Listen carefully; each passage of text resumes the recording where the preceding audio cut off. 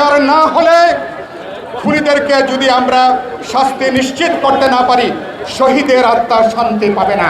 সংস্কার করেন ভালো কথা, কিন্তু অনন্তকালের জন্যে সকল সংস্কার করাটা আপনাদের দায়িত্ব না। আজকে গণহত্যার বিচার, আজকে বিএনপি নেতাকর্মীদের হত্যার যে বিচার, এটা কোনো প্রতিশোধ প্রতিহিংসার কোনো বিষয় নাই। এটা ন্যায় বিচার প্রতিষ্ঠা করবার জন্যে, সমাজে আইনের শাসন প্রতিষ্ঠা করবার জন্যে, জাস্টিস নিশ্চিত করবার জন্যে এই বিচার আজকে হওয়া দরকার। এই বিচার না হলে, খুনিদেরকে যদি আমরা শাস্তি নিশ্চিত করতে না পারি, শহীদের আত্মা শান্তি পাবে না। যদি আমরা গণহত্যা 16 বছরের হত্যাযজ্ঞে যদি বিচার করতে না পারি, গণ অভ্যুত্থানে যে বিজয়, সেই বিজয়কে কোনোভাবেই আমরা ধরে রাখতে পারবো না।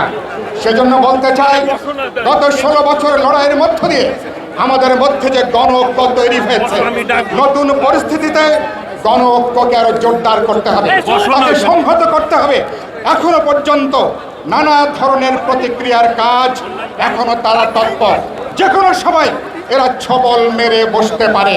সুতরাং জনগণকে রাজপথে পাহারা বসিয়ে সকল বিরোধী দল জনগণের সকল অংশকে ঐক্যবদ্ধ করে আমরা সরকারকে সম্ভব স্বল্পতম সময়ে আমরা অবাধ, নিরপেক্ষ, বিশ্বাসযোগ্য নির্বাচনের মধ্য দিয়ে দেশে আমরা জনগণের কাছে জবাবদিহিমূলক সংসদ এবং প্রতিনিধিত্ব আমরা দেখতে চাই। সেই কাজে সকল বিরোধী দল আমরা ঐক্যবদ্ধ থাকব। সরকারকে বলতে চাই, সংস্কার করেন ভালো কথা, কিন্তু অনন্তকালের জন্যে সকল সংস্কার করাটা আপনাদের দায়িত্ব না।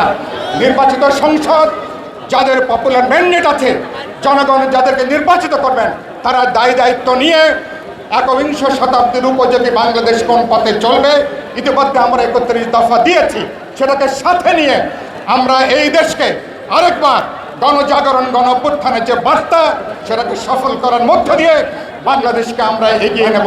ছাত্র গণ অভ্যুত্থানে যে গণহত্যা সংগঠিত হয়েছে, তার যেমন আমরা বিচার চাই, একই সাথে গত 16 বছর আওয়ামী ফ্যাসিবাদী দুঃশাসনের বিরুদ্ধে জানবাজি করে লড়াই করতে যে দেশব্যাপী যে শত শত বিএনপির নেতা কর্মীরা যারা প্রাণ হারিয়েছেন, জীবন দিয়েছেন, আমরা একই সাথে মনে করি তাদেরও আজকে সেই ঘাতকদের বিচার হওয়া দরকার।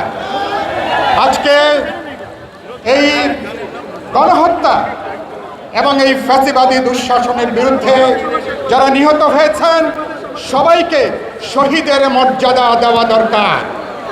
এবং দিয়ে আমি পরিষ্কার বলতে চাই, তাদের সবাইকে আপনারা রাষ্ট্রীয় সম্মান প্রদান করবেন, পরিবারগুলোর পুনর্বাসনের ব্যবস্থা করবেন।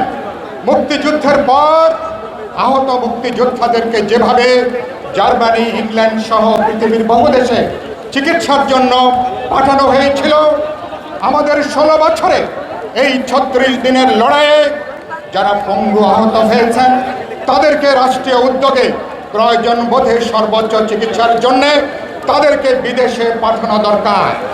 16 বছরের সকল শহীদ পরিবারগুলোকে রাষ্ট্রীয় উদ্যোগে তাদেরকে পুনর্বাসন করা দরকার।